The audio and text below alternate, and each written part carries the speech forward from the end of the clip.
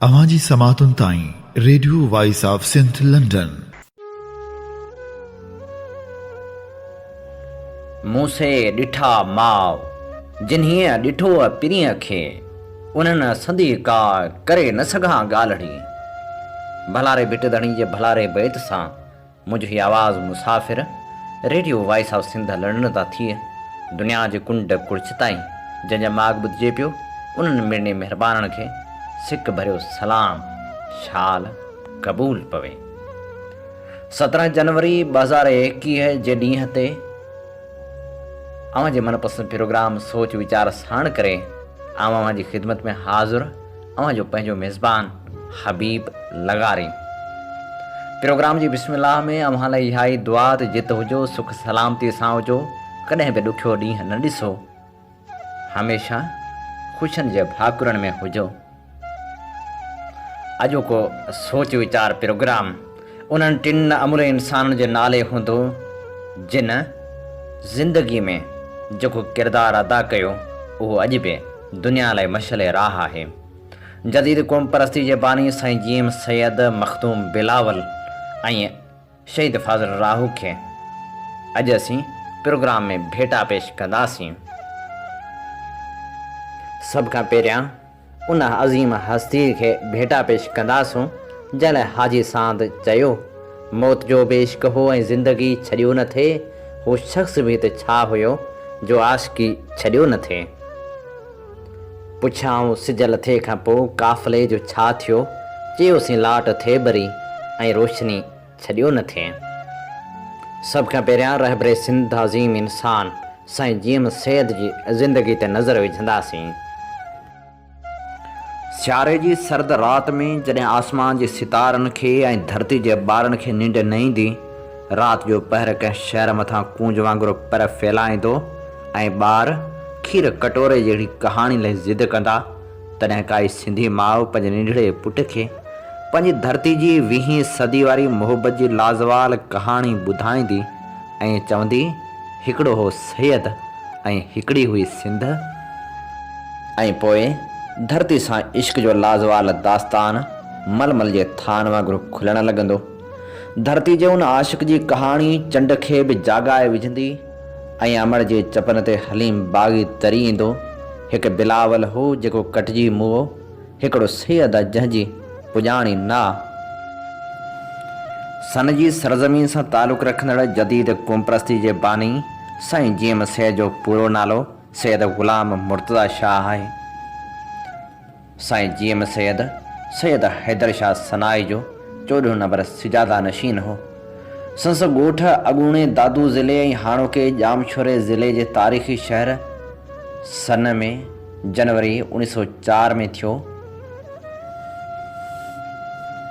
हीअ पंहिंजे वालिद सैयद मोहम्मद शाह जो ॿियो नंबर फर्ज़ंद हो। अञा 16 महीननि जो मस थियो त संस वालिद ख़ानदानी झेड़े जे करे पहिरीं नवंबर 1905 ते शहीद थियो। संस वॾे भाउ सैयद अहमद शाह 11 महीननि खां पोइ 29 नवंबर 1906 ते वफ़ात कई। जंहिंखां पोइ हिन निढड़े सैयद खां सवाइ सॼे कुटुंब में को बि मर्द माण्हू न बचियो हो जेको संस संभाल करे। उन करे हुनजी संभाल संस 3 पुफियुनि 2 माइरनि ऐं ॾाॾी कई। ख़ानदान में मिल्कियत जी संभाल लाइ को बि मर्द न हुअण करे संस सॼी मिल्कियत उन वक़्त जे डिप्टी कलेक्टर मिर्ज़ा कलीच बेग जे कोशन सां कोर्ट ऑफ वार्डिस जी संभाल हेठि 1905 खां 1921 ताईं रही, जितां गुज़र मुआश लाइ मामूली रक़म मिलण सबबि अक्सर कारा कमदार ऐं नौकर कम छॾे विया। साईं जीम सैयद जी सैयद मीर हसन शाह भानोठी जी न्याणी बीबी मरियम सां 20 अप्रैल 1910 ते 6 सालनि जी उमिरि में शादी थी। उन वक़्तु संस बीबी जी उमिरि 9 साल हुई। जीम सैयद खे 1 जुलाई 1910 ते प्राइमरी स्कूल सन में पढ़ण लाइ विहारियो वियो, जिते 12 पढ़ियो। उन खां पोइ सन जे मुला मुक्तब काज़ी फ़कीर मोहम्मद वटि पढ़ण लाइ विहारियो वियो।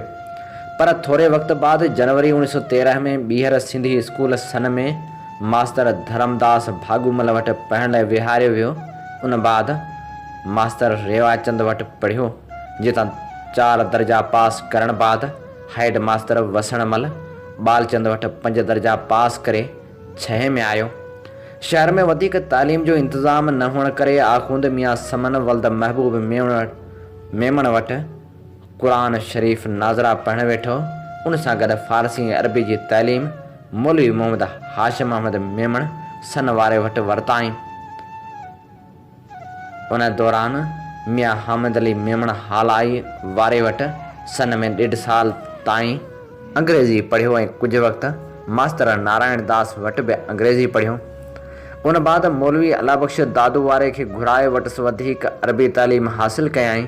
उन नंढड़ी उमिरि में ई जीअं सैद ॻोठ में अरबी फ़ारसी मदरसे जो बुनियादु विझरायो त जीअं संस साथी बि साणस गॾिजी पढ़ी सघनि।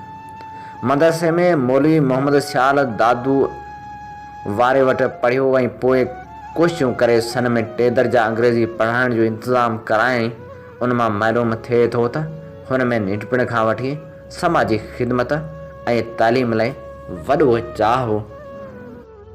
साईं जीएम सैद सियासत जी शुरूआति 1920 धारे लाड़काणे शहर में पीर तुराब अली शाह ऐं जान मोहम्मद जुनेजी जे कोशिशनि सां सिंध ख़िलाफ़त कॉन्फ्रेंस खां कई, जंहिंजी सदारत पीर रशदुल्ला शाह झंडे वारे कई, जंहिंमें मौलाना अब्दुल कलाम आज़ाद, मौलाना शौकत अली ऐं ॿिया अॻवान आया हुआ।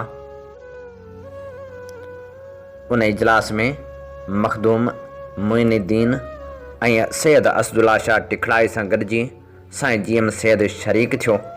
कॉन्फ्रेंस खां मोटण बाद सन शहर में 17 मार्च 1920 ते हकीम फ़तह मोहम्मद सेवाणी जी सदारत में ख़िलाफ़त कॉन्फ्रेंस कोठायाई, जंहिंमें शेख अब्दुल मजीद सिंधी, शेख नूर मोहम्मद, शेख अब्दुल अज़ीज़ सखर वारो, मौलवी मोहम्मद सलेमान थड़ी मोहब्बत वारो ऐं ॿिया अॻवान शरीक थिया।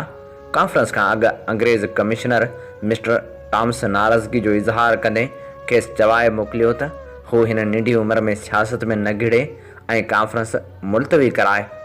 ॿी सूरत में संस ज़मीन कोर्ट ऑफ वार्ड्स में हुअण करे खेसि मिलंदड़ रक़म बंदि कई वेंदी, पर साईं जीएम सैद इनकार कयो ऐं कॉन्फ्रेंस कोठायई, जंहिंमें केतिरनि मक़ामी ज़िमीदारनि कमिश्नरी दरबार जे कुर्सियुनि छॾण जो ऐलान कयो ऐं तुर्कनि जी हिमायत में ठहराव पास कया। हुन 19 मार्च ते तुर्कनि सां नाइंसाफ़ियुनि ख़िलाफ़ सॼी सिंध वांगुरु सन शहर में बि मुकमल हड़ताल कराई। उन खां पोइ हुन 25 मार्च 1920 ते मखदूम बिलावल जी दरगाह ते सॾायल ख़िलाफ़त कॉन्फ्रेंस में शिरकत कई ऐं सिंध अंदरि थींदड़ अक्सर कॉन्फ्रेंस में शरीक थींदो रहियो।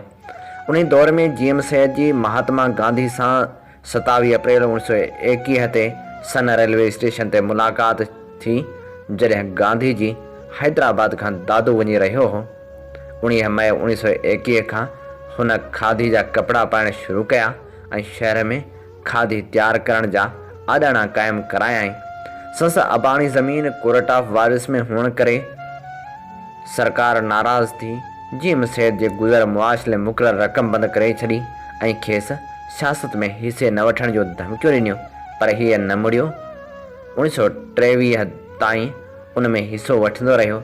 खेसि उन ॾिस में मुआशी ऐं समाजी तरह काफ़ी तकलीफ़ूं आयूं।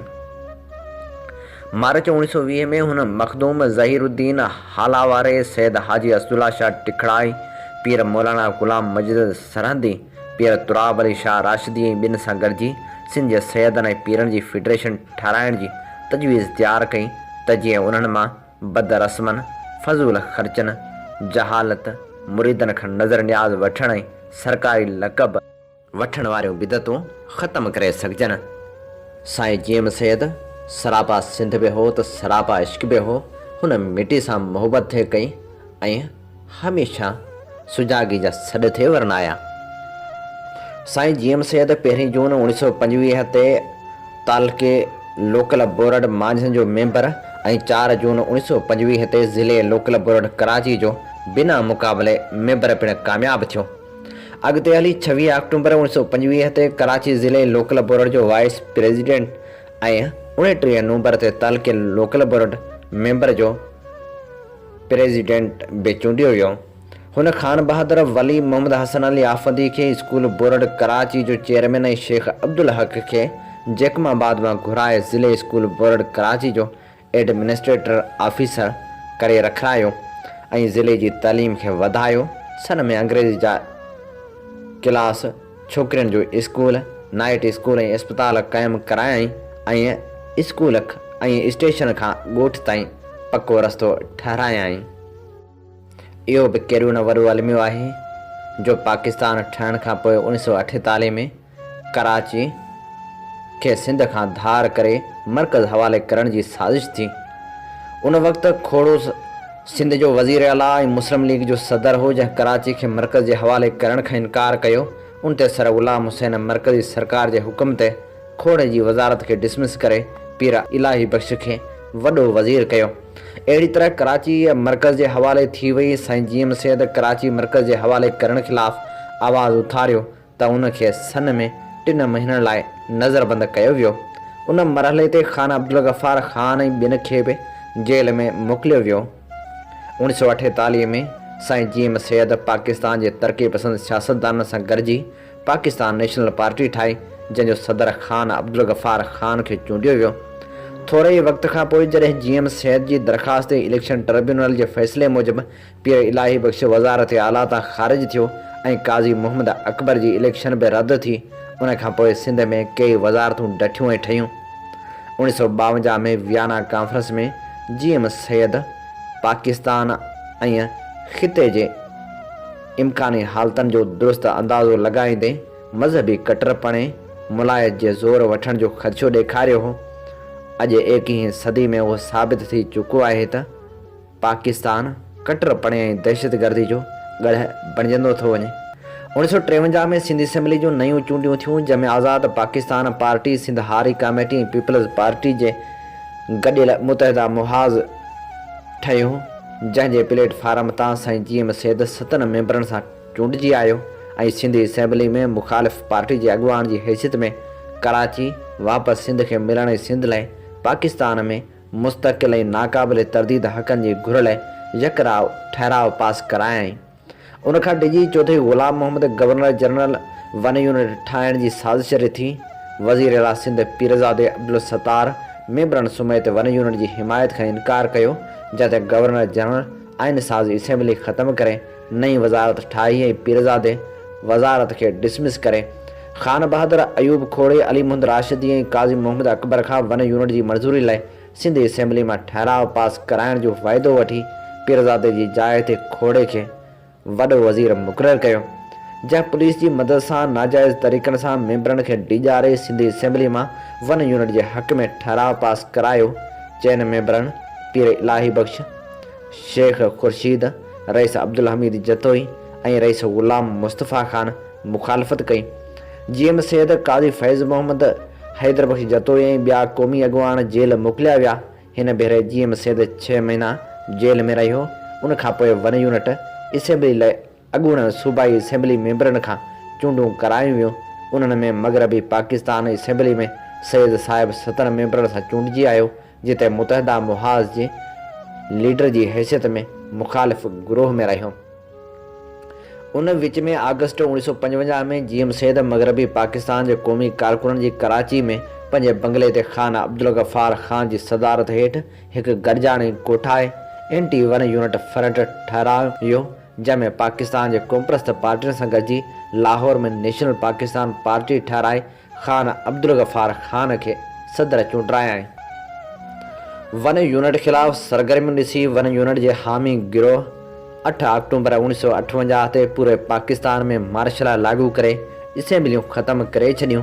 साईं जीएम सैद ऐं नेशनल अवामी पार्टी जे लीडरनि खे जेल उमाणियो वियो। साईं जीएम सैद पोइ 1960 ताईं जेल में रहियो। उनखां पोइ सैद जी ख़राबी जे करे खेसि मार्च 1966 ताईं सन में नज़रबंद रखियो वियो। नज़रबंदी जो फ़ाइदो वठंदे जीएम सैद मुतालो जारी रखियो। बरे सग़ीर दुनिया ऐं सिंध जी सियासत, शख़्सियत, अंग्रेज़ साम्राज खां आज़ादी, मुख़्तलिफ़ पार्टियुनि जे क़याम, संदन जदोजहद ऐं ॿियनि मौज़ूअनि ते हुन केतिरा ई किताब लिखिया।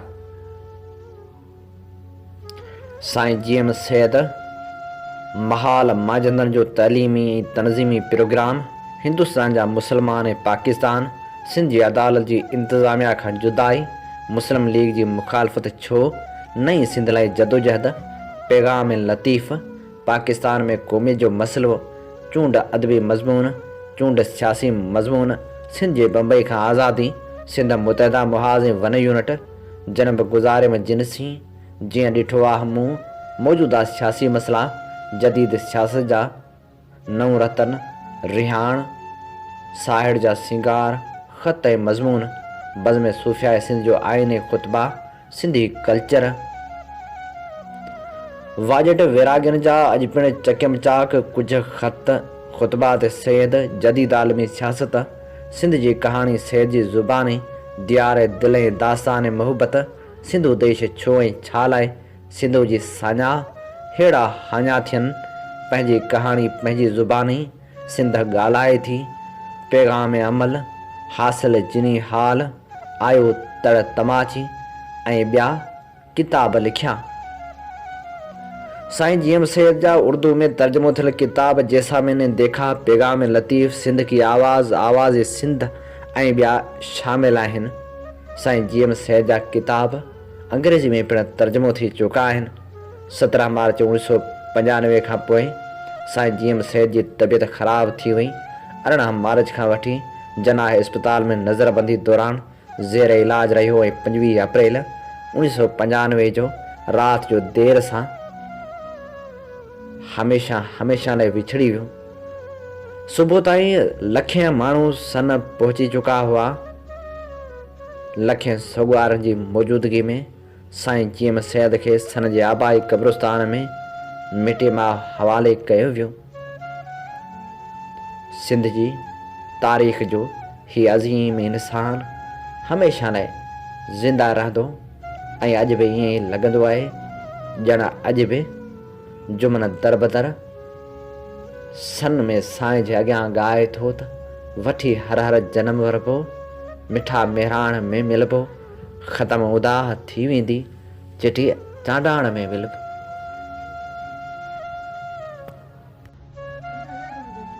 वठी हर हर जनम वरबो, वठी हर हर जनम वरबो, मिठा मेहराण में मिलबो, मिठा मेहराण में मिलबो। ख़त्म उदाह थी वेंदी, ख़त्म उदाह थी वेंदी, चिठीअ चांडाण में मिलबो, मिठा मेहराण में मिलबो। पंहिंजी जा जंग वा जारी, साथी दी नेठ सो भारी, ओ मरी वेंदा मिड़ई मारी, मरी वेंदा मिड़ई मारी, सची सुरहाण में मिलबो, मिठा मेहराण में मिलबो। वठी हर हर जनम वरबो, वठी हर हर जनम वरबो, मिठा मेहराण में मिलबो, मिठा मेहराण में मिलबो। हुजे यूरोप या लबना जिथे मारियो वयो इंसान, ओ हुजे यूरोप या लबना जिथे मारियो वयो इंसान, उन्ही माण्हूअ सदे अरमान, उन्ही माण्हूअ सदे अरमान, ऐं रत छाण में मिलबो, मिठा मेहराण में मिलबो। वठी हर हर जनम वरबो, वठी हर हर जनम वरबो, मिठा मेहराण में मिलबो, मिठा मेहराण में मिलबो। थिया जेको मता कुर्बा, उन्हनि जा अन लखे ऐसा, थिया जेको मता कुर्बा, उन्हनि जा अन लखे ऐसा, शहीदनि जे रत सां, शहीदनि जे रत सां, रतीअ लालाण में मिलबो, मिठा मेहराण में मिलबो। वठी हर हर जनम वरबो, वठी हर हर जनम वरबो, मिठा मेहराण में मिलबो, मिठा मेहराण में मिलबो। वरी वरदा दवसकारा, वसी पवदा है पट सारा, ओ मारू थी दात मोचारा, मारू थी दात मोचारा, मियन माडाण में मिलबो, मिठा मेहराण में मिलबो। वठी हर हर जनम वरबो, वठी हर हर जन्म वरबो मिठा में राण में मिलबो मिठा में राण में मिलबो खत्म ऊंदा थी वेंदी चिटीअ चांडाण में मिलबो मिठा में राण में मिलबो। साईं जीएम सैद खे भेटा पेश कंदे नामियारो क़ौम परस्त अॻवान शहीद बशीर कुरैशी पंहिंजे ख़्यालनि जो इज़हार कुझु हिन रीति करे थो। सिंध सां जेका हुनजी कमिटमेंट हुई ऐं सिंध सां जेका हुनजी मोहबत हुई उहा असां ॾिसी सभु जेके आहिनि से साईं जा परवाना थी वियासीं ऐं हिन क़ौमी तहरीक में शामिलु थियासीं। आउं त ईअं चवंदुमि त साईं जेतिरो मूंखे भाईंदो एतिरो ॿिए कंहिंखे बि न भाईंदो ऐं अहिड़ो साईं जो हर चाहींदड़ अहिड़ी दावा करे थो त बाबा साईं जूं सभु मोहबतूं मूंसां हुयूं, सभु प्यार साईं मूंखे ॾींदो हुयो। साईं त सिंध जे समूरनि माण्हुनि सां सॼी क़ौम सां हिकु शफ़ीक़ पीउ वांगुरु प्यारु कंदो हो ऐं हर चाहींदड़ सां ख़ुसूसन पंहिंजे वर्करनि सां त हुनजी बेइंतहा मोहबत हूंदी। साईं जीएम सिंधु देश जी आज़ादी जी जेका ॻाल्हि कई, जेको फ़िकर असांखे ॾिनो, उहो तमामु ॾुखियो सफ़र आहे। हिकिड़ी कंडनि जी सेज आहे, उन ते हलणो थो पए।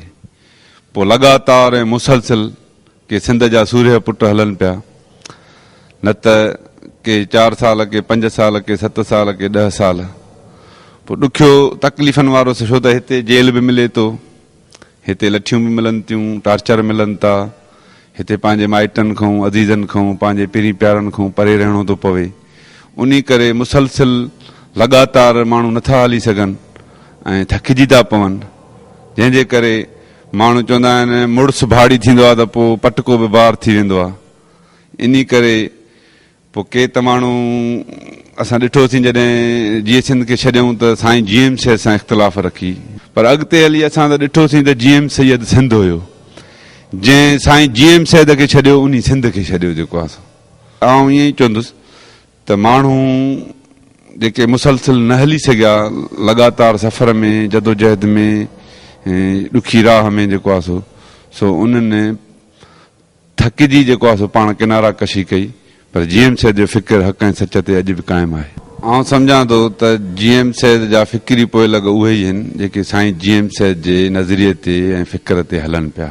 सॼी सिंध में जेके असांजा क़ौमी कारकुन हुआ, जॾहिं सिंध जा झर झंग जबल ॻोठ यूनिवर्सिटियूं सभिनी मां किथे मायूसूं मिलंदियूं, किथे पुलिस जा ज़ुल्म, किथे तशदुद, किथे माइटनि जा मेणा, किथे ॿिया अहंजा ईज़ाव, सॼी सिंध जा सूर खणी जॾहिं सन पहुचंदा हुआसीं असां ऐं साईं जीएम सैद सां असांजी कचहरी थींदी, हुनजो जेको मोहबत ऐं प्यार ऐं शफ़क़त ऐं बाझ असांजे मथां हूंदी ऐं वेही असांखे उहे कचहरियूं ॿुधाईंदो।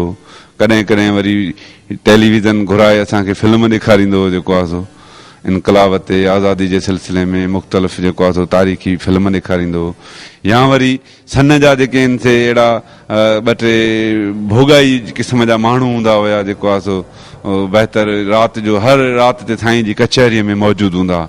उन्हनि खां वरी अहिड़ियूं टोणा ऐं कचहरियूं साईं कंदो हुयो जो असांजो ज़हन ईअं सफ़ा ऐं फ्रेश थी वेंदो हो जेको आहे सो, ऐं असां एॾी हिकिड़ी ख़ुशी महसूसु कंदा हुआसीं ऐं सभु पंहिंजा थक, पंहिंजा सूर, पंहिंजा ॾुख उते विसरी वेंदा ऐं सन मां जॾहिं निकिरंदा हुआसीं त हिकिड़ा फ्रेश ऐं मुकमिल जेको आहे सो सफ़ा ऐं ताज़ा तवाना थी वरी मैदान में फील्ड में वेंदा हुआसीं। साईं जीएम सैद जी सालगिरह जे मौक़े ते सन में तक़रीब खे ख़िताब कंदे नामियारो क़ौम परस्त अॻवान अब्दुल वाहिद आरिसर चवे थो,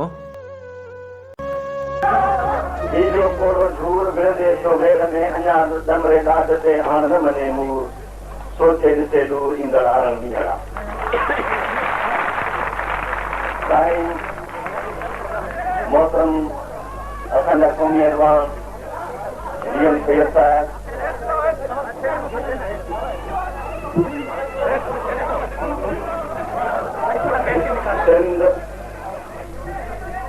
सिंध बलोचिस्तान ऐं खुशहाल ख़ान कंटक जी धरती खां आयल मुंहिंजा भाइरो ऐं भेनरो जी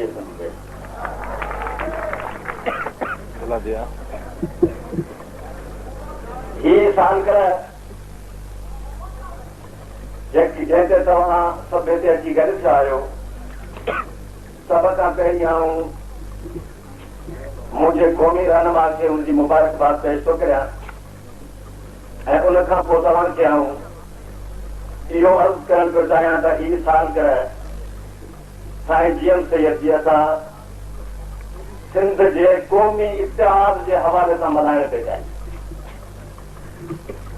दुनिया में मुख़्तलिफ़ शख़्सियतनि जूं मुख़्तलिफ़ इदारनि जूं मुख़्तलिफ़ तंज़ीमुनि जूं सालगिरहूं किन हवालनि सां मल्हायूं वेंदियूं आहिनि, किन ख़ासि मौक़नि जी मुनासिबत सां। हीअ सालगिरह असां सिंध जे क़ौमी ॿधी ऐं क़ौमी छोटकारे जे हवाले सां पे मल्हाईंदो ऐं उन सां गॾोगॾु ॿियनि मज़लूम क़ौमुनि जे ॿधी ऐं छोटकारे जे हवाले सां पुर ते मल्हाईंदो। कंहिंजी ॿधी? सिंधी क़ौम जी ॿधी, सिंधी माण्हुनि जी ॿधी, उन्हनि माण्हुनि जी ॿधी जिन उन्हनि माण्हुनि खे ॿधी जो सॾु ॾियण जिन मादरे वतन सिंध खे विसारे छॾियो, उन्हनि माण्हुनि खे ॿधी जो सॾु ॾियण जिन जी नज़र जे इस्लामाबाद जी कुर्सी ते आहे ऐं उन्हनि माण्हुनि खे बि ॿधी जो सॾु ॾियण जेके पंहिंजे मुख़्तलिफ़ फिक्री तहवीरनि में गुमराह आहिनि ऐं उन्हनि माण्हुनि खे ॿधी जो सॾु जिन खे सदियुनि खां वठी हिन मातृभूमि ते सियासत करण खां महरूम कयो आहे ऐं उन सां गॾोगॾु उहे क़ौमूं जेके असां सां गॾु ॾखिण एशिया जे हिन इलाइक़े में ज़ुल्म ऐं जबर जे घारे में पीड़िजी रहियूं आहिनि, उन्हनि खे बि असां ॿधी जो सॾु ॾिनो हो। पर तव्हां ॾिसो साईं जीएम सैयद जी सालगिरह में आउं 1970 खां वठी शरीक थींदो वठां, कॾहिं बि सालगिरह जे लाइ हेॾियूं बंदिशूं ऐं हेॾियूं पाबंदियूं न कयूं जहिड़ियूं हिसार जी हुई। छो त उन दफ़े असां को बि इहो ऐलान न कयो हो त हीअ सालगिरह असां सिंध जे क़ौमी ॿधी जे हवाले सां मज़लूम क़ौमनि जी ॿधी जे हवाले सां मल्हायूं। इतिहाद ॿधी इत्तिफ़ाक़ जी अहिड़ी शइ आहे जेका दुश्मन ॾिजंदो आहे। इतिहाद ई हूंदो आहे जेको दुश्मन जा पेर उखेड़े छॾींदो आहे। इतिहाद ई हूंदो आहे राज जो इतिहाद थींदो आहे, लोफर ॾिजंदो आहे। राज जो इतिहाद थींदो आहे, लोफर ॾिजंदो आहे। क़ौम जो इतिहाद थींदो आहे, राशिद ॾिजंदो आहे। ऐं जॾहिं मज़लूम क़ौमुनि जो इतिहाद थींदो आहे त साम्राज्य जे सीने ते मुंहुं ॾसंदी ऐं जॾहिं असां ही क़ौमी ॿधी जे हवाले सां मज़लूम क़ौमुनि जी ॿधी जे हवाले सां सालगिरह मल्हाइण जो ऐलान कयोसीं, उन वक़्त में तव्हां यकीन कयो त इस्लामाबाद जी कुर्सी खां वठी चीफ मिनिस्टर हाउस ताईं जेको साम्राज्य जो पठो वेठो हुनजे सीने ते मुंहुं ॾसण लॻा ऐं हुन ऐलान कयो त असां इहो सालगिरह न मल्हाए ॾींदा। असां सिंध जी क़ौमी ॿधी ऐं मज़लूम क़ौमुनि जी ॿधी छाजे लाइ चाहिए?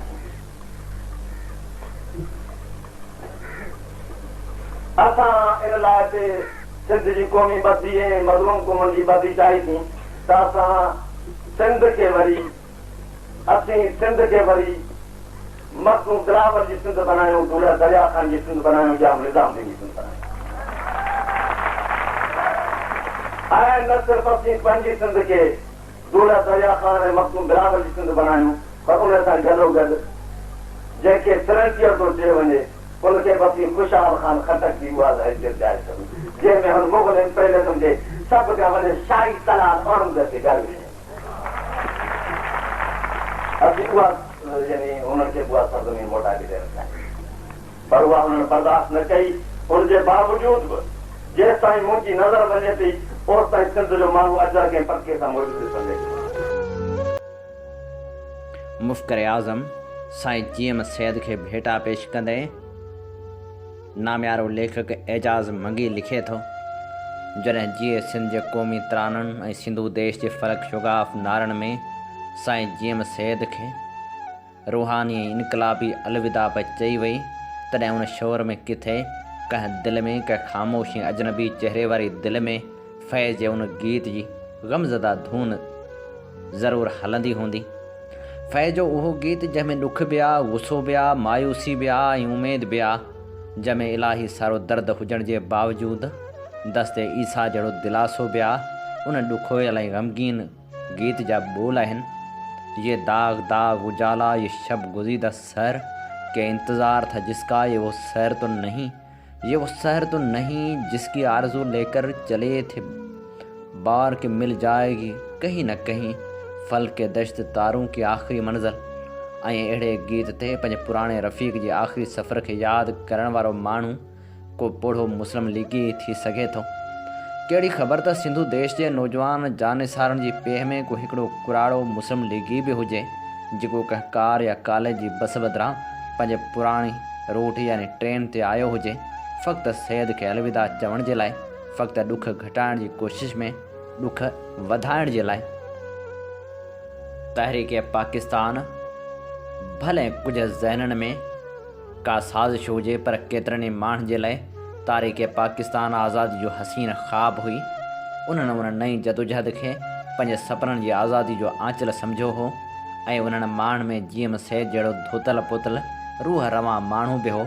ऐं फ़क़्ति जीएम सैद जा हमअसर ई ॼाणनि था त उन तहरीक में बि घणा ई दीवाना हुआ जिन हिकु नए दौर जा ख़्वाब ॾिठा हुआ। क़ाइद आज़म जो उहे इंग्लिश में कयल तक़रीरूं हिकु नए दौर जी फ़िज़ा में गूंजंदियूं हुयूं ऐं उन्हनि तक़रीरनि खे ॿुधी रिस्कनि जा किताब पढ़ंदड़ नौजवान पंहिंजे रगनि में रत जी गर्दिश खे तेज़ थींदे महसूस कंदा हुआ, छो त हूअ तहरीक पाकिस्तान खे इंसान जी निजात जी राह सम्झंदा हुआ। उन करे फैज़ उन्हनि दिलनि जे दौर जी तर्जमानी वरी फ़नी महारत ऐं ईमानदारी सां करे सघियो आहे। जिन वटि इंसानी आज़ादी जो हिकु ख़्वाब हो, ख़्वाब जंहिंखे तारीख़ जे रखवालनि वॾी होशियारी अयारी ऐं ज़ोरावरी सां अगवा करे छॾियो, उहो ख़्वाब अगवा थियल ॿार वांगुरु खंभिजी वियो ऐं उहो ख़्वाब अञा ताईं ना तव्हां इंतज़ार वांगुरु ॾुख जे सलेब ते चढ़ियल आहे।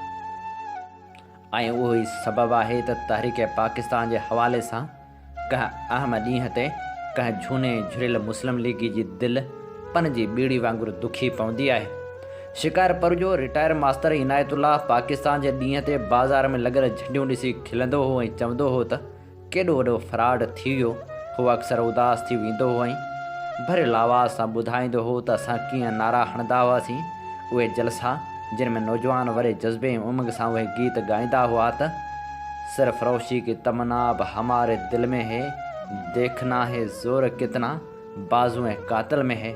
ऐं उहे गीत यादि करे हू कॾहिं मुस्कुराईंदो हो त कॾहिं गंभीर थी वेंदो हो। तक़रीर जे आख़िरी हिसे में जॾहिं सैयद सिंधी असेंबली में चवंदो हो, साहिब मुंहिंजा ज़ाहिर कयल ख़्याल दर हक़ीक़त मुस्लिम लीग जमायत जा हक़ीक़ी राया सम्झणु घुरिजनि, लेकिन आउं अहिड़ो वक़्त वारो न आहियां जो मुस्लिम लीगी दोस्तनि खे हक़ खां रोशनास कराए सघां। त बि आउं नाउमेद नथो थियां ऐं सब्र सां कोशिशि कंदो रहंदुसि जेसिताईं हिननि खे हक़ ऐं नाहक़ जी तमीज़ अची वञे। ऐं ऐवान जो हाल ताड़ियुनि सां गूंजी उथंदो हो। अहिड़े शेर मुड़सल अहिड़ा ख़सीस ऐं मामूली माण्हू गुथा लफ़्ज़ ॻाल्हाइनि पोड़े दिलि जे चपन सां चयो हूंदो ऐं वरी हूअ पंहिंजे अॻुवान जे इनकलाबी यादगिरियुनि में खोइजी वियो हूंदो जेको आगा नज़र अली पठान, डॉक्टर मोहम्मद यासीन, नेमतुल्लाह कुरैशी सां गॾु गिरफ़्तार थियो ऐं जॾहिं हुन सदी जे चोथें ॾहाके जे पहिरें महीने में हैदराबाद जेल खां आज़ादु थियो हो त सम्झदार ऐं दूर अंदेश साथियुनि सां अलाह बख़्श जी हुकूमत ते संजीदा वीचार कंदो हो। उन ॾींहुं उन पोड़े मुस्लिम लीगी पंहिंजे अॻुवान जी पेशानी ते नज़र जी पोई चुमी ॾिनी हूंदी जेको जमायतनि खे मक़सद लाइ फ़क़्ति हिकु ज़रियो सम्झंदो हो, जेको तती हथ जी काह वारनि टिनल लफ़्ज़नि जी लतीफ़ सरकार जो हुकम सम्झी जेकमाबाद खां कराची ताईं नरगो तनज़ीम खे मुनज़म कंदो हो, पर हू ॻोठनि जी तइलीम ऐं अवामी मसइलनि खे ॾींहं राति जी महिनत सां हल कंदो हो। सिंध वासियुनि जूं अखियूं उन ख़ूबसूरत ऐं नेक सीरत सियासतदान खे हिकु उमेद भरी नज़र सां तकींदियूं हुयूं जंहिं 24 सालनि जी उमिरि में ज़िले लोकल बोर्ड कराची जो प्रेसिडेंट हुजण जे बावजूदि साइमन कमीशन जो उहो हाल करे छॾियो हो जो साइमन कमीशन सिंध में जिते बि वई उते सिंधी माण्हुनि कारा झंडा उभा करे खेनि वॾे वाक़े चयो त साईं साइमन वापसि वञ। हुन पंहिंजे उन क़ौमी हीरे खे लुड़कनि जी सूरत में ख़िराज तहसीन पेश कयो हूंदो जंहिं 15 सालनि जी उमिरि में मख़तूम बिलावल जी दरगाह ते कोठायल कॉन्फ्रेंस में मैज़ मथां चढ़ी तक़रीर कई हुई ऐं 16 सालनि जी उमिरि में हुन महात्मा गांधी सां सन जी स्टेशन ते मुलाक़ात कई हुई ऐं गांधी हिकु इनकलाबी नौजवान खे खादी जा कपिड़ा पाइण लाइ चयो हो ऐं उन नौजवान केतिरे वक़्त ताईं खादी जा कपिड़ा पाता हुआ। उहो नौजवान जंहिं 1919 में जलियानवाला बाग में जनरल डाबर हथां मासूम माण्हुनि जे क़त्ले आम खे ॾिसी उहो अज़म कयो हो त हूअ हिन धरती ते ज़ुल्म जे ख़िलाफ़ आख़िरी साह ताईं विढ़ंदो रहंदो। जीअं सैद लाइ सियासत जे बेरहम मुश्किल रस्ते ते सभ सां निभाइण जी ताक़त हासिल करण जो ज़रियो शराब ऐं सिगरेट न हुआ। हुन जो हाव जॾहिं बि हीणो थींदो हो त हू सन में लालटीन जी रोशनी में शाह जे रिसाले खां वठी दीवाने हाफ़िज़ ताईं उन्हनि समूरनि इश्क जे दावाउनि जे हक़ में दलील कठा कंदो हो, जंहिंखे ठुप सियासी दिमाग़ दीवानगी करार ॾींदा हुआ।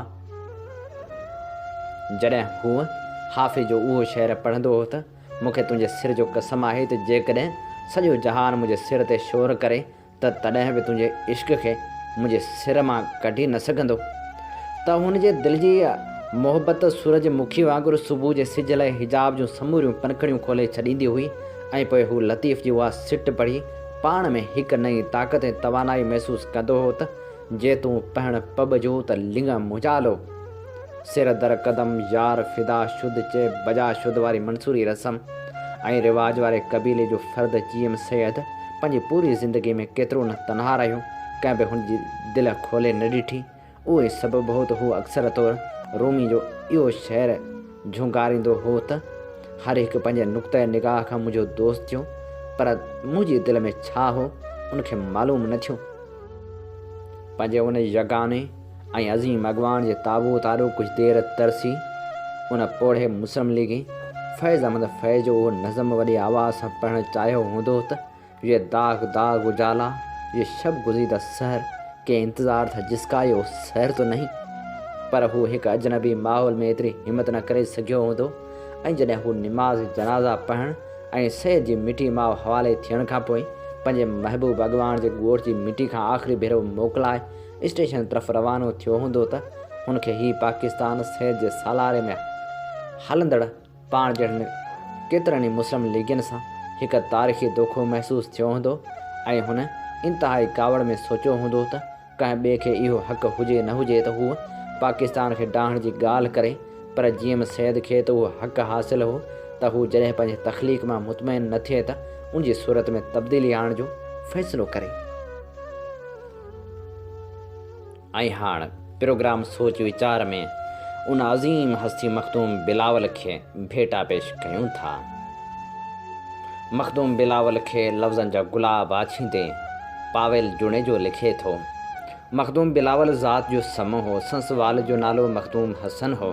मखदूम बिलावल दादो ज़िले जे ॻोठ टल्टी में 4 रबीउल अव्वल 856 हिजरी 1451 ईस्वी ते पैदा थियो। मखदूम बिलावल जो ॾाॾो मखदूम मोहम्मद इदरीस समो लस बेले जो हाकिम हो। मखदूम बिलावल बादशाही माहौल में निपटण जे बावजूदु सादो हो। दुनियावी मामलनि ॾांहुं संस ध्यानु घटि रहंदो हो। दीनी तालीम ऐं इबादत जो शौक़ु घणो हूंदो हुअसि। शुराती तालीम सैयद शहाबुद्दीन शाह जे मदरसे में सैयद नूर हुसैन शाह बुखारी वटि हासिलु कयाई, जंहिंमें नाज़रा क़ुरानी ऐं फ़िक़ह जा किताब पढ़ण सां गॾु अरबी फ़ारसी इल्म जी तालीम हासिलु कयाई। ज़हान जे करे मखदूम बिलावल काफ़ी किताब बरज़ुबान यादि करे वियो। उन करे संस उस्ताद ऐं समूरा तालिब इल्म खेसि इज़त ऐं क़दर जी निगाह सां ॾिसंदा हुआ। पाण जॾहिं वॾो थियो त को कमु इख़्तियार कयाई। उन ज़माने में उन कम जो वॾो क़दुरु हो। ख़ुदा जो सभु कुझु हूंदे बि हॾनि जे पोरे खे तरजीह ॾिनाई ऐं पंहिंजे कोरके पोरे मां गुज़रान कंदो हो। उन नेक किरत खे भलारे भिट धणी बि सारायो आहे। हलो हलो कोरे नाज़ुक जिनी गंढियुनि सारो ॾींहुं छिनण मूर न सिखिया। मखदूम साहिब जा वॾड़ा असुल ठठे जा रवासी हुआ, पर पोइ बाग़बान लॻ सेवण में अची रहिया। उन वक़्तु मखदूम दानियाल नाले हिकु अलाहलोक दरवेश बाग़बान में रहंदो हो। मखदूम दानियाल मखदूम साहिब जी सोबत में घणो ईंदो हो ऐं मखदूम जो मोतक़द बणिजी चुको हो। हिकु ॾींहुं मखदूम साहिब पंहिंजे कम में मशगूल हो ऐं मखदूम दानियाल बि संस भरिसां वेठो हो त सैयद हैदर शाह नाले हिकु साइल काफ़िले सुमेत अची निकितो। मखदूम साहिब आॾाणे मां निकिरी संस इस्तक़बाल कयो ऐं मखदूम दानियाल खे महिमान जी रिहाइश लाइ अलॻि जाइ ठाहिण जो हुकुम कयो ऐं महिमाननि खे रिहाइशगाह ते वठी वियो। खाधे जो बि इंतज़ाम कयाऊं। मखदूम साहिब 2 वॾियूं देगियूं तयारु कराए खणाए आयो। हिक में ताहिरी ऐं ॿिए में कणक जो ॾारो हो। चवनि था त जिन ताहिरी खाधी उन्हनि जी क़िस्मत में बि ख़ुदा परस्ती ऐं दुनियादारी लिखिजी वई ऐं जिन ॾारो खाधो तिन खे कमालियत ऐं बुज़ुर्गी हासिलु थी। उन वक़्तु मखदूम दानियाल शेख भिरकण ऐं हैदर शाह ॾारो खाधो ऐं साहिब करामत बणिजी विया। उहा ख़बर ठठे जे मीरान मोहम्मद जूनपुरी खे पई, सो साड़ विचां मखदूम साहिब जे ख़िलाफ़ु ॻाल्हाइणु लॻो। मीरान मोहम्मद पको इरादो कयो त मखदूम बिलावल खे माराए छॾिजे। ठठे जा हुक्मरान मीरान मोहम्मद जे असर में हुआ। उन खां अॻु हिकु तारीख़ी तज़किरो हिन रीत आहे त जाम फ़िरोज़ जे ज़माने में जॾहिं मिर्ज़ा शाह बेग अरगून सिंध ते काह दौरान बाग़बान वटां लॻाव थियो त मखदूम बिलावल रह सस मुरीदनि क़ौमी गैरत विचां मथसि हमिलो कयो। पर शाह बेग सिर बचाए भॼी वियो ऐं ठठे में वञी जाम फ़िरोज़ खे खां हिकु मुआदे तहत सेवण जो इलाइक़ो हथु कयो ऐं टल्टी वेझो अची सरहदी वारनि माण्हुनि खे सॾाए पंहिंजी बेयत वठणु शुरू कयाईं। माण्हुनि बेयत करण खां इनकार कयो ऐं किन माण्हुनि शाह बेग खे ॿुधायो त मखदूम बिलावल माण्हुनि खे मना करे रहियो आहे। शायदि उहे सबब आहिनि जिन जे करे मखदूम साहिब ते मुख़्तलिफ़ इल्ज़ाम लॻाया विया ऐं कूड़ा शाहिद करे मखदूम साहिब ते इल्ज़ाम हयो वियो। उन ॾोह में मौत जी सज़ा जी फ़तवा सदर कराई वई ऐं खेसि घाणे में पीड़ाइण जो हुकुम ॾिनो वियो। मखदूम साहिब खे वक़्त जे काज़ी सफ़ाई में कुझु चवण लाइ चयो त मखदूम साहिब चयो त मां कुझु चवणु नथो चाहियां ऐं रज़ा इलाही ते राज़ी आहियां। उन बाद जिस्म खे लोही घाणे में पेरनि खां वठी पीढ़े कबाब मिसल कयो वियो। संस मुरीद ऐं मोतक़दनि संस खून ऐं गोश्त खे हिकु मट में विझी मौजूदा जाइ ते दफ़न कयो। उहा शहादत तारीख़ 1 मुहर्रम 969 हिजरी ते थी। शहीद मखदूम बिलावल अमर बणिजी वियो। दुश्मन नीज़ ते नाबूद थी विया। मखदूम जी अॼु बि रूहानी हुक्मरानी क़ाइम ऐं दाइम आहे ऐं महीने जे पहिरें जुमे ते मखदूम जे मज़ार ते संस ॾिहाड़ो वॾे एतिराम सां मल्हायो वेंदो आहे। सोच वीचार में हाण सोचनि जी सुरहाण, लफ़्ज़नि जा गुलाब, अहसासनि जी ख़ुशबू। शहीद अॻवान शहीद फाज़ल राहू खे भेटा पेश करियूं था। भेटा अछींदे ग़ुलाम मुस्तफ़ा मेमण लिखे थो, शहीद फाज़ल राहू सिंध धरती जो हिलाली ऐं अरॾो पुटु हो, जंहिं सिंध जी भले जी ख़ातिर पंहिंजी जान जी परवाह बि न कई। हुन हयाती में न कॾहिं गार्ड रखियो न वरी हथियार। चवंदो हो त मरणो हिकु ॾींहुं आहे, पोइ छा। पाण हमेशह गाॾी ते अकेलो सफ़र कंदो हो, ख़ासि तौर ते डाडसन इस्तेमालु कंदो हो। घरां निकिरण खां पोइ जेको बि माण्हू हथु ॾींदो हुउसि त उनखे रस्ते तां खणंदो हो, या वरी का पोढ़े मर्द या औरत ॾिठई त उनखे रस्ते तां खणी संदन मंज़िल ते पहुचाईंदो हो। फाज़ल राहूअ 1934 में गोलाड़ची तालके जे नंढे ॻोठ राहुकी में पैदा थियो। 4 दर्जा पास करण बाद माइटाणो धंधो यानी बने ॿारे जे कम सां लॻी वियो। 20 सालनि जी उमिरि ताईं हुन माल बि चारियो ऐं ज़मीन बि आबाद कई। उन दौर हुनजो मिज़ाज वॾेरा शाही ऐं ज़ालिम क़िस्म जे माण्हू सां बेइंतहा नफ़रत वारो दौर हो। हर वक़्तु नफ़रतनि जो मुक़ाबिलो करण लाइ तयारु रहंदो हो। माण्हू खे चवंदो हो त हालतनि सां गॾु हलो त मक़सदु पाणे पूरो थी वेंदो। शहीद अवाम मोहम्मद फाज़ल राहू पंहिंजी सियासी जदोजहद दौरान 1970 में रसूल बख्श पलीजीअ सां गॾिजी अवामी तहरीक जो बुनियादु विधो ऐं 1982 में पहिरियों भेरो बदीन में सिंधियाणी तहरीक जो बुनियादु विधो।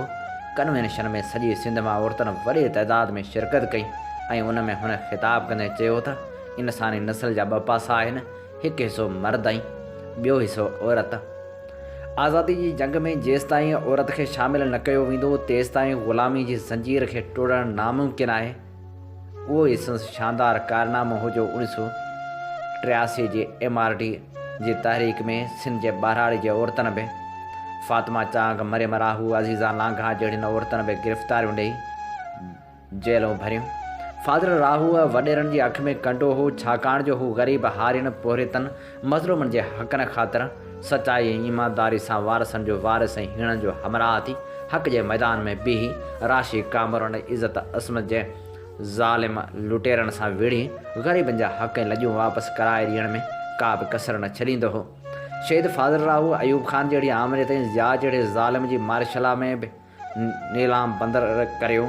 तहरीक हुजे, सिंध में वोटर लिस्टनि वारी तहरीक हुजे, सहाफ़ियुनि जी जदोजहद हुजे या हारियुनि जे हक़नि जी जदोजहद, उन्हनि में हमेशह बीठल रहियो। पाण जेलूं बि भोगियूं, सज़ाऊं बि खाधाई, पर इनकलाब वारी जदोजहद तां हिकु क़दम बि पोइ ते न हटियो। 17 जनवरी 1987 ते गुलारची शहर में सिंध जे हीरो खे कुहाड़ियुनि जो वार करे क़त्ल कयो वियो। तोड़े जो हूअ शहीद थी अमृत थी वियो आहे, पर हूअ हमेशह यादि किताब में रहंदो, छो त अहिड़ा माझी मरणा न आहिनि, वेस मटाए वरणा आहिनि। शहीद फाज़ल राहू बाबति संसद न्याणियूं शहनाज़ राहू ऐं शहरबानो ॿुधाइनि थियूं।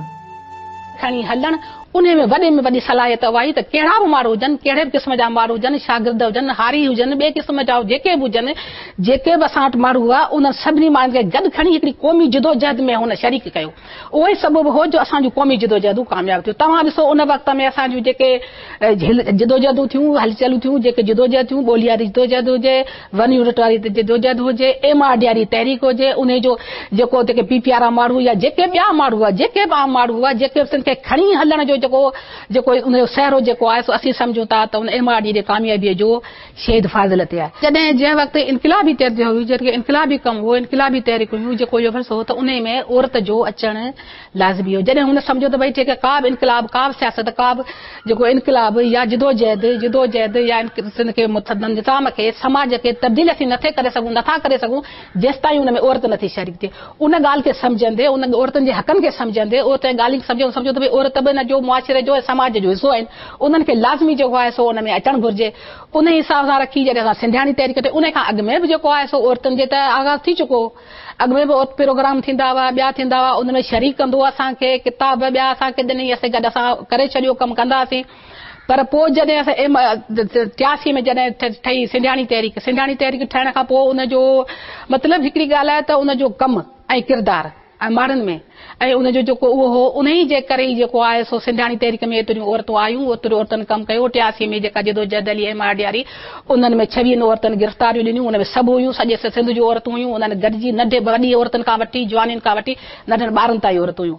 उहे वयूं जेलनि में, वयूं 7 महीना जेलनि में रहियूं। उन्हनि पाण मल्हाए ॾेखारियो त भई सिंध जूं औरतूं जेके ॿिए कहिड़ियूं बि हुजनि, बेगमात हुजनि, ॿियूं हुजनि, पर हे जेके औरतूं हुयूं तंहिंखां वधीक मुल्ज़म हुयूं, होशियार हुयूं, ज़हन हुयूं, मतिलबु हिकिड़ो डिसिप्लिन उन्हनि औरतुनि में हो जो भई 7 महीना कमाए जेल मां आयूं।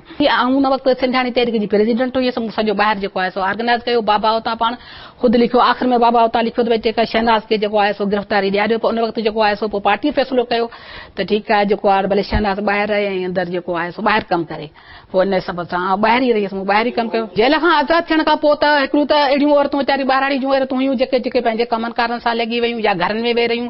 वरी जेको आहे ॿुधो, उन खां पोइ जल्दी जेको आहे सो बाबा जो शहीद थी वञणु, पार्टीअ जो टुटी वञणु, उन हिसाब सां पोइ जेके उहे औरतूं जेके हुयूं न, जंहिं मुंहिंजे ख़्याल में जेके औरतूं हुयूं, उहे अॻिते जेके जेलनि में वयूं, उन मां त घणियूं त जेको आहे सो अॻिते अची न सघियूं। फाज़िल साहब हर तरह सां हिकिड़ो मुकमिल इंसान, हिकिड़ो मुकमिल भाउ, हिकिड़ो मुकमिल पीउ ऐं हिकिड़ो मुकमिल अवामी लीडर चइजे, उहो फाज़िल साहब हो। फाज़िल साहब जी जेका जदोजहद आहे उन हवाले सां असां ईअं चवंदासीं त उनजी जदोजहद जा काफ़ी पहलू आहिनि जिन ते ॻाल्हाइण लाइ काफ़ी कुझु ॻाल्हायो वियो आहे ऐं लिखियो वियो आहे। पर उनजी जेका अहम ऐं मुनफ़रद जेका हुनजी सियासत हुई उहा हुई औरतूं ऐं औरतुनि जे हवाले सां मूंखे नथो यादि पवे त फाज़िल साहब खां अॻु में कंहिं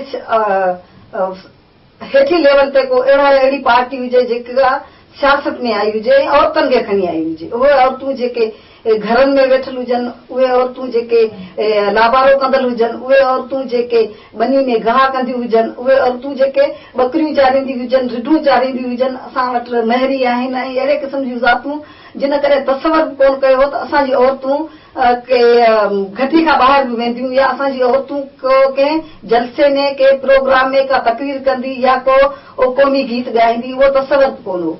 फाज़िल साहब बि उहो तसवर असां औरतुनि खे ॾिनूं ऐं उहो तसवर ॾियण लाइ हुन अमली किरदारु अदा कयो। पहिरीं ई हुन पंहिंजे घर खां शुरूआत कई।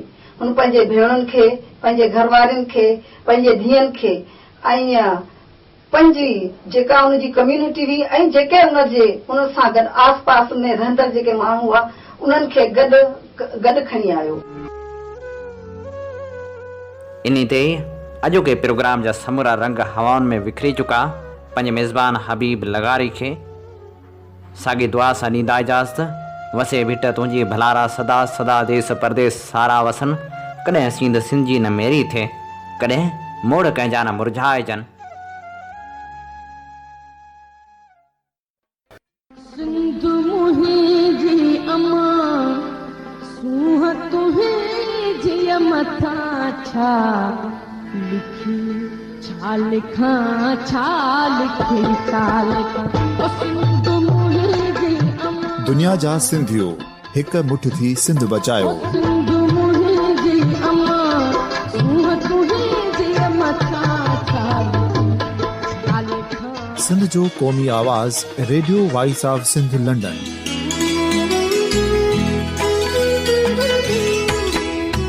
Radio voice of Sindh London पंहिंजी नशरियात में सिंध जी सियासत, समाज, इक़्तिसादियात, तारीख़, क़ौमी उमंगुनि ऐं इख़्लाक़ियात मुतलिक़ सिंध जी हक़ीक़ी तर्जुमानी कंदे प्रोग्रामनि खे असराइतो बणाइण लाइ सिंध जे घण घुरनि ऐं धरतीअ सां प्यार कंदड़ अदीबनि, दानिशवरनि, सहाफ़ियुनि, उस्तादनि, वकीलनि ऐं हर तबिके जे मानवारनि सजणनि खे सिंध में शऊरी इनकलाब लाइ सहकार जो सॾु ॾियूं था। अचो त गॾिजी सूफ़ियुनि ऐं संतनि वारी सिंध जो ओज हिकु मुठ थी वरी वापसि आणण वारे सफ़र जा साथारी बणिजऊं।